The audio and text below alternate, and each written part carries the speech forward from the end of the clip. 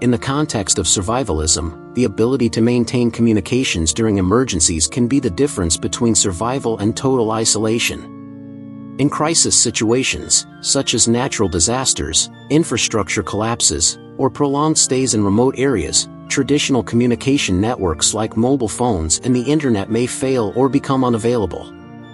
For a survivalist, being prepared for these scenarios means ensuring that vital information can be exchanged, whether to coordinate rescues, share alerts, or simply sustain group morale. This video explores strategies, equipment, and techniques to ensure effective communications in emergencies, focusing on practical and resilient solutions tailored to the survival context. 1. The relevance of communications in survivalism. Communication is a pillar often overlooked in survival planning. While food, water, and shelter receive immediate attention, the ability to connect with others, whether family, rescue teams, or nearby communities, can determine success in a crisis. In an earthquake, for instance, knowing where survivors are or which routes are blocked can save lives. In prolonged scenarios, such as a widespread blackout, communication maintains group cohesion and prevents the despair that stems from isolation. In survivalism, the purpose of communications extends beyond requesting help.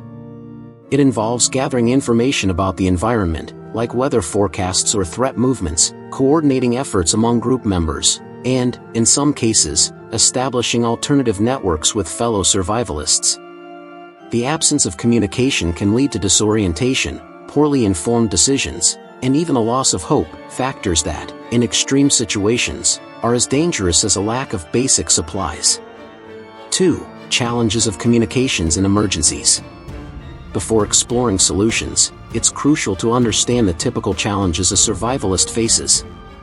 Infrastructure failure, telephone lines, cell towers, and internet servers can be damaged by natural disasters or sabotage.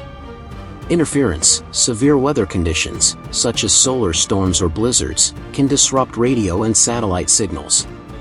Power shortages. Without electricity, devices reliant on batteries or chargers become useless if recharging isn't possible. Geographic isolation. In remote areas, physical distance can limit the range of any communication system. These obstacles demand that survivalists adopt redundant, independent methods from commercial networks, prioritizing simplicity, durability, and self-sufficiency. 3. Communication methods and equipment. Below, we detail the most effective tools and techniques for maintaining communications in emergencies, focusing on accessible and resilient options. Amateur radio, ham radio. Amateur radio is one of the most reliable options for crisis communications. Operating on frequencies like HF, high frequency, VHF, very high frequency, and UHF, ultra high frequency, it enables short and long-range contacts without relying on external infrastructure. Advantages: works without cell towers or internet, offers global reach, with proper licensing, and is resistant to widespread failures. Equipment: portable models like the Baofeng UV5 are affordable and rugged. For long range, a transceiver like the Yaesu FT891 is ideal, though pricier. Preparation: obtain an amateur radio license, required in many countries, and practice regularly. Learn codes like Morse and locate local emergency networks. In emergencies, ham radio operators often form relay networks to pass messages, making them valuable allies for survivalists. Short-range communication radios, walkie-talkies. For groups in close proximity, walkie-talkies are practical and straightforward. Advantages: no license needed, for models like FRS/GMRS in the US, lightweight, and user-friendly. Equipment: models like the Motorola T600 offer up to 35 miles, 56 kilometers, of range in ideal conditions and are water-resistant. Limitations: real-world range is reduced by obstacles like mountains or buildings, typically falling between 1 to 5 kilometers. They're ideal for coordination in camps or local evacuations but don't replace long-range systems. Satellite phones. When other options fail, satellite phones ensure global communication. Advantages: operate anywhere with a clear view of the sky, independent of terrestrial networks.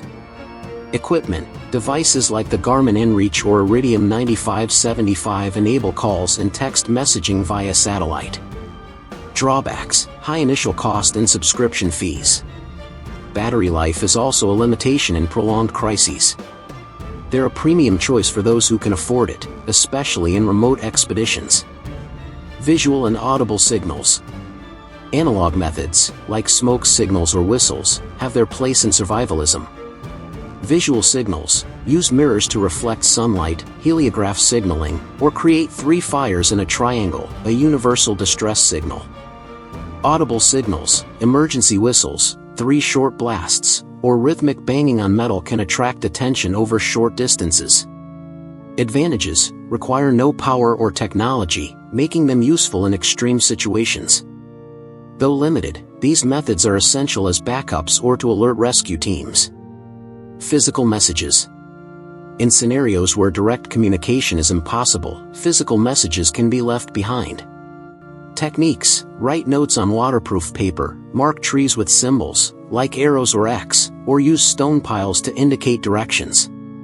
Precautions: ensure messages are clear and visible but discreet if there's a risk of hostility. This method is slow but reliable for asynchronous communication among survivors. 4. Power for communications. Most devices depend on power, making electrical self-sufficiency critical.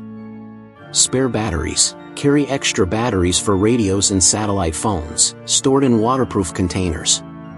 Solar chargers, portable panels, like the Anker PowerPort 21W, can recharge devices on sunny days. Hand cranks, radios with dynamos, e.g., Eaton FRX3, generate power manually, ideal for extended crises. Plan redundancies. A survivalist should never rely on a single power source. 5. Planning and communication protocols. Having equipment is only part of the solution, a clear plan is equally vital. Preset frequencies. Establish specific channels or frequencies with your group before a crisis, e.g., Channel 7 on FRS. Contact schedules. Define regular windows for turning on radios, e.g., 8 a.m. and 8 p.m., saving battery and ensuring sync.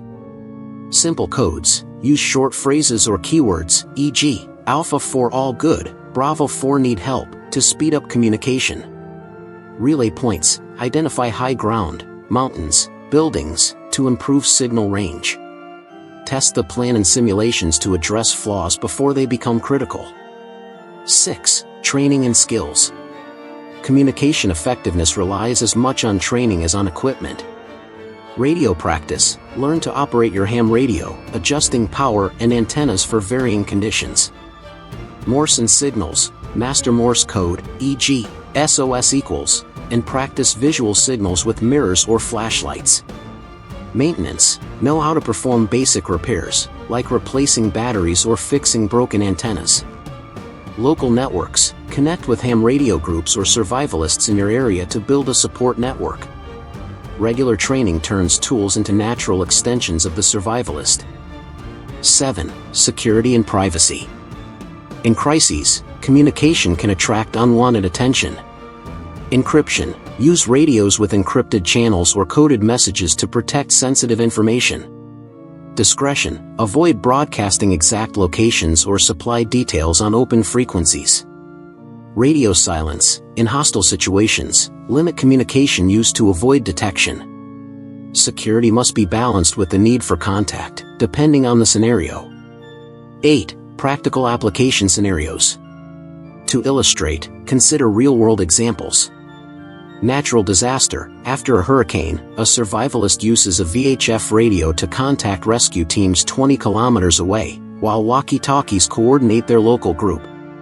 Prolonged blackout. With no cell service or internet, a satellite phone sends a message to distant family, and smoke signals alert nearby neighbors. Remote expedition. In a forest, a ham radio connects to a global network, while whistles help locate a lost teammate. Each method has its role, and combining them enhances resilience. In survivalism, maintaining communications in emergencies is more than a convenience, it's a lifeline. In a world where modern networks can collapse, the prepared survivalist turns to solutions like ham radios, walkie-talkies, satellite phones, and analog signals to break through isolation.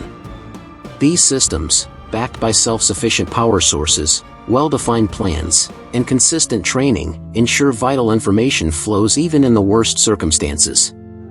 Effective communication enables not just calling for help but also organizing groups, monitoring threats, and preserving hope, crucial elements for survival. Whether in an urban disaster or a distant jungle, a survivalist who masters these techniques is equipped to face the unknown with confidence, knowing that even in the silence of a crisis, their voice can still be heard. And remember, always be prepared.